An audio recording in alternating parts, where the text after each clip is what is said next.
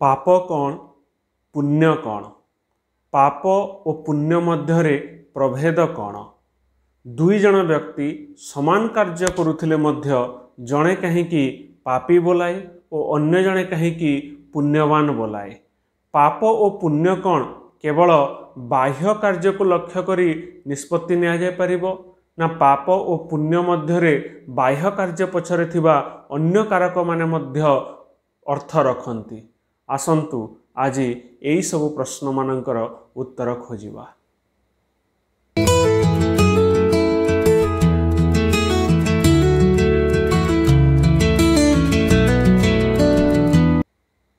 समस्तंकु स्वागत। कौनसी एक गुरुकुल रे दुई जन शिष्य थिले। शिक्षा समाप्त हला परे भी तांका भितर एक द्वंद्व थिला, पाप कौन और पुण्य कौन। पाप और पुण्य भितर प्रभेद किपरि कराजिबो। सेमाने जोड़हस्त होई गुरुंक सम्मुखरे उपस्थित हेले। गुरु सेमानंकर प्रश्न शुणिले एवं किछि क्षण चिंता कला परे कहिले जे तुमे माने मु निर्देश देउथुबा मार्गरे सकाळु जाओ एवं संध्या सुद्धा जहा मध्य परिलक्षित करिवो विशेष किछि घटना ताकू मते कहिवो। गुरु प्रथम शिष्य को निर्देश देले तुमे पूर्व दिग अभिमुखे यात्रा आरंभ कर। संध्या सुद्धा जहा किछि विशेष घटना परिलक्षित कल ताकू आसी मते कुह। गुरु द्वितीय शिष्य को निर्देश देले तुमे पश्चिम दिग अभिमुखे यात्रा आरंभ कर। मार्गरे जहा किछि विशेष जिनिस परिलक्षित करिवो ताकू मते सूचना दियो।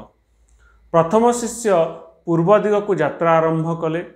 पूर्व दिगरे बेस किछि बाट गला परे हठात गोटिए घटना से निज आखि सम्मुखरे देखिले। गोटिए बिराड़ी गोटिए पारा को दांतरे जाबुड़ी धरिछि। पाराटी छटपट हेउछि एवं अल्प समय परे बिराड़ी पारा को हत्या करिवो एवं भक्षण करिवो। शिष्यंक भितरे कौन जुटिला केजाणी से टेकाटी आनी बिराड़ी देह को फोपाड़ी देले।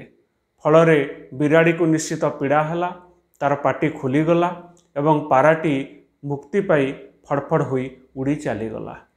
शिष्यंक भितरे द्वंद्व आसिला, मु पारार जीवन बंचाई पुण्य करिछि ना बिराड़ी पाटिरू तार क्षुधा को छड़े नहीं पाप करिछि। से निष्पत्ति नहीं पारिले नाही, तेणु मार्गरे प्रत्यावर्तन करी गुरु को साक्षात करिया पई चाहिए। ठीक सेही भली द्वितीय शिष्य मध्य पश्चिम दिगरे यात्रा आरंभ करिवार किछि समय परे सेही समान घटना दर्शन कले। गोटे बिराड़ी गोटे पारा को निज पाटिरे जाबुड़ी धरिछि। किछि समय परे ताकू हत्या करी भक्षण करने को जाउछि। शिष्यंक भितरे कौन भावना उद्रेक हला केजाणी से टेकाटीए बिराड़ी देह को फोपाड़ी देले। बिराड़ीटी जंत्रणारे पाटी मेला करदेला। पाराटी खसीगला एवं फड़फड़ हुई आकाश को उड़ीगला। द्वितीय शिष्यंक भितर मध्य सेही समान द्वंद्व आसिला, मु एही कर्म करी पाप करिछि ना पुण्य करिछि। से निजे निष्पत्ति नहीं पारिले नाही, एणु से गुरुंक पाखको प्रत्यावर्तन करिवार मनस्थ कले। उभय शिष्य गुरुं को भेटिबा आगरु परस्पर साक्षात कले। उभय परस्पर को निज द्वंद्व जणाइले, निज भितर थिबा प्रश्न जणाइले एवं उभय सेही प्रश्नर कौनसी संतोषजनक उत्तर पाई पारिले नाही। तेणु उभय एका संगरे गुरुंक सम्मुखरे उपस्थित हेले।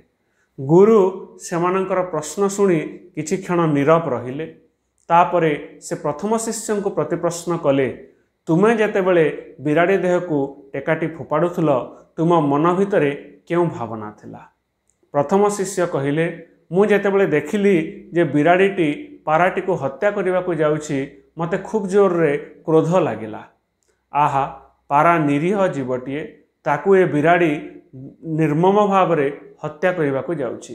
तेणु क्रोधवशतः मु बिराड़ी देह को टेका फोपाड़ी देली। गुरु से समान प्रश्न द्वितीय शिष्य को मध्य कले। जेतिके बेले बिराड़ी देह को टेका फोपाड़ुथुल सेतिके बेले तुम भितरे की भावना थिला। द्वितीय शिष्य कहिले, मु जेतेबेले देखिली जे बिराड़ीटी निज पाटिरे जाबुड़ी धरिछि पाराटी को एवं हत्या करने को जाउछि, सेतिके बेले पारा प्रति मो भितरे करुणा जाग्रत हला। आहा, किड़े निरीह जीवटीए, अल्प समय पर मृत्यु मुखरे पड़िबो।